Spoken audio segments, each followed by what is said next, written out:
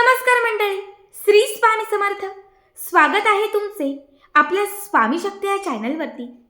बघा, आपल्यापैकी असंख्य लोकांच्या आयुष्यात जर सर्वात मोठी कुठली समस्या असेल तर ती म्हणजे आर्थिक चणचण. बऱ्याच वेळा असं होतं की पैशांचं एखादं महत्त्वाचं काम असतं, पण नेमका तेव्हाच जवळ पैसा नसतो. घराचं बांधकाम सुरू करतो पण मटेरियल आणायला पैसे नसतात. मुलांचा विवाह करायचा असतो पण जवळ पैसे नसतात.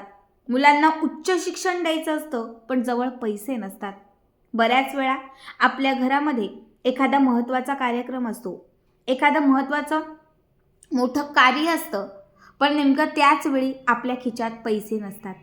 बघा, जर तुमच्याही आयुष्यात सतत पैशांची अडचण येत असेल, घरामध्ये पैसा येत नसेल, आलेला पैसा टिकत नसेल, कितीही कष्ट केले, कितीही मेहनत केली तरीही तुमच्या घरात पैसा येत नसेल, तर आज मी तुम्हाला अत्यंत महत्त्वाचा जो उपाय सांगणार आहे तो अवश्य करा.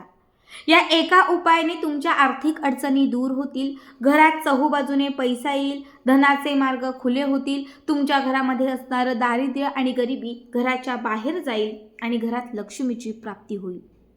बघा, अशी एक वस्तू जी घराच्या मुख्य प्रवेशद्वाराच्या आत तुम्ही लावली आणि त्याच्यासोबत एक छोटीशी सेवा केली, तुम्हाला सांगते काही तासात अनुभव यायला सुरुवात होईल. सतत तुमच्या घरामध्ये असणारी जी दरिद्रता आहे ही घराच्या बाहेर जाईल. हा एक उपाय केल्यानंतर तुमच्या घरात बरकत येईल. तुम्ही जे कष्ट करताय, मेहनत करताय, त्याला नशिबाची साथ मिळत जाईल. कुठून ना कुठून पण तुमच्या घरात पैसा येत राहील. तुमची मुलं कमावती असतील तर तुमच्या मुलांना यश मिळेल. तुमचे पती कमावते असतील तर तुमच्या पतीची प्रगती होईल. आणि जर तुम्ही स्वतः कमावते असाल तर तुम्हाला भरभरून यशाची प्राप्ती होईल. खूप साधा, खूप सोपा उपाय आहे. आता जो उपाय सांगतेय हा शक्यतो कुठल्याही मंगळवारी किंवा कुठल्याही शुक्रवारी, कुठल्याही गुरुवारी तुम्ही करू शकता. नाही तुम्हाला एरवी कधी करायचं आहे तर तुम्ही तेव्हा केलात तरीही चालेल. या उपायासाठी तुम्हाला काय करायचं आहे तर सगळ्यात पहिले मार्केटमधून किंवा बाजारातून एक छान लिंबू घ्यायचा आहे. खूप हिरवं नको, खूप पिवळं नको, मध्यम असणारं एक छान लिंबू घ्यायचं. हे लिंबू घेऊन आपल्याला आपल्या घरामध्ये यायचं आहे. आपल्या घरामध्ये बघा, सकाळ, दुपार, संध्याकाळ कुठल्याही वेळात तुम्ही हा उपाय करू शकता. सगळ्यात पहिले देवघराच्या समोर बसायचं आहे. जिथे आपलं देवघर आहे, माता लक्ष्मीची मूर्ती आहे, तिथे तुम्हाला एक आसन घालून बसायचं आहे. जे लिंबू तुम्ही घेतलेलं आहे ते सगळ्यात पहिले एका प्लेटमध्ये किंवा ताम्हणात ठेवायचं आहे.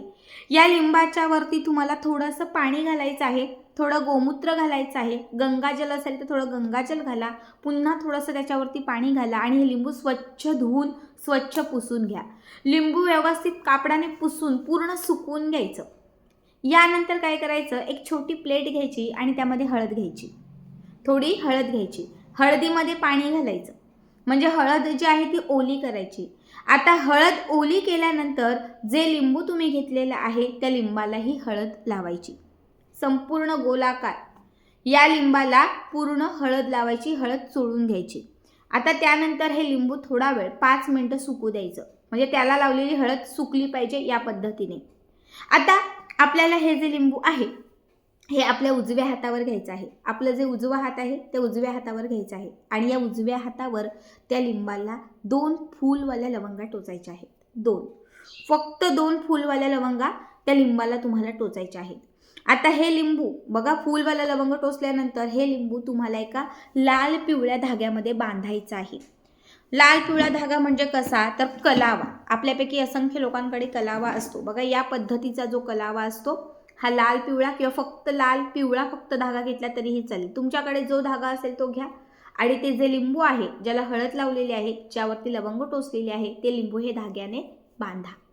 एक 7 वेळा 8 वेळा जेवढा मोठा तुमचा हा कलावा आहे तेवढ्या वेळा तो धागा त्याला गुंडाळा.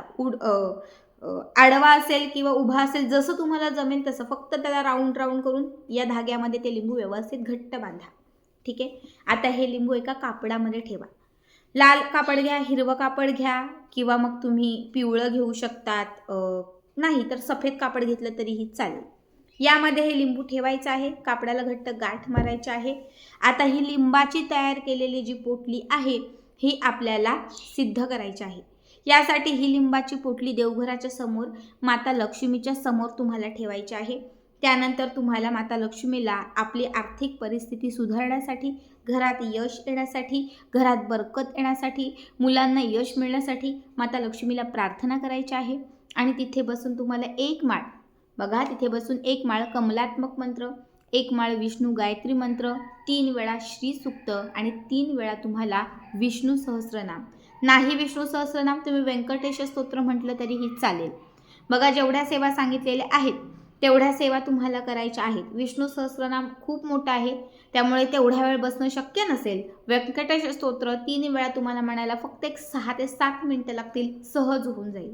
ह्या सगळ्या सेवा करून झाल्या की त्याच्यानंतर माता लक्ष्मीच्या समोर ठेवलेलं हे लिंबू त्या कापडासकट उचलायचं आणि हे लिंबू जे आहे ते घराच्या म्हणजे आपल्या घराचा जो मुख्य प्रवेशद्वार आहे त्या मुख्य प्रवेशद्वाराच्या आतमध्ये जो आपला दरवाजा, समजा हा दरवाजा आहे मेन माझा, हा बाहेरचा भाग आहे, हा आतला भाग आहे, तर मेन दरवाजाच्या आतल्या भागामध्ये वरती, दरवाजाच्या वरती जी लाकडाची किंवा अशी चौकट असते त्याच्या वरती हे लिंबू त्या कापडामध्ये तिथे अटकवायचं आहे.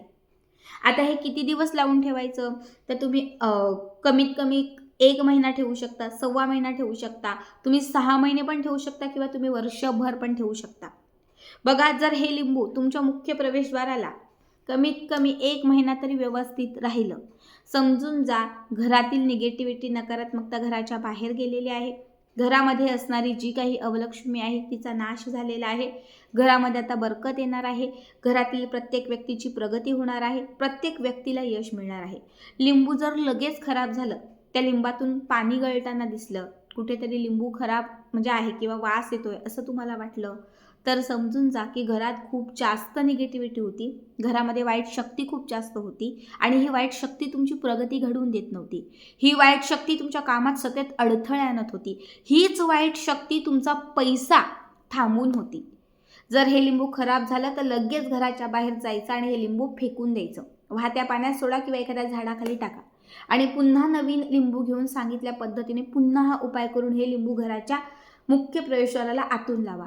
तुम्हाला सांगते जोपर्यंत हे लिंबू तुमच्या दाराला आहे तोपर्यंत तुमच्या घरामध्ये भरभरून बरकत आहे, तुमच्या घरात यश आहे, तुमच्या घरात प्रगती आहे, तुमच्या घरामध्ये कायम लक्ष्मीचा वास आहे. बघा लिंबू हे नजरबाधा, वाईट शक्ती, अवलक्ष्मी किंवा वाईट सर्वच शक्तींचा नाश करण्यासाठी खूप महत्त्वाचे आहे. हळद ही माता लक्ष्मी भगवान विष्णूंना खूप प्रिय आहे. जेव्हा लिंबाला हळद लावता आणि जेव्हा त्यावरती तुम्ही लवंग टोचून ते लिंबू अभिमंत्रित करता तेव्हा तुमच्यासाठी आणि तुमच्या घरासाठी ते सिद्ध होतं. हे लिंबू जेव्हा तुम्ही दाराच्या आतमध्ये लावता तेव्हा तुमच्या घरात, दारात, घरातील प्रत्येक कोपऱ्यात असणारी निगेटिव्हिटी, नकारात्मकता, बाधा घराच्या बाहेर जाते. आणि हे लिंबू, हळदीत लावलेलं हे लिंबू जेव्हा तुम्ही दाराला बांधता तेव्हा तुमच्या घराकडे लक्ष्मी मात्र धावून येते. बघा मी स्वतः केलेला हा उपाय आहे, नक्की करा आणि आजचा हा व्हिडिओ कसा वाटला कमेंट करा.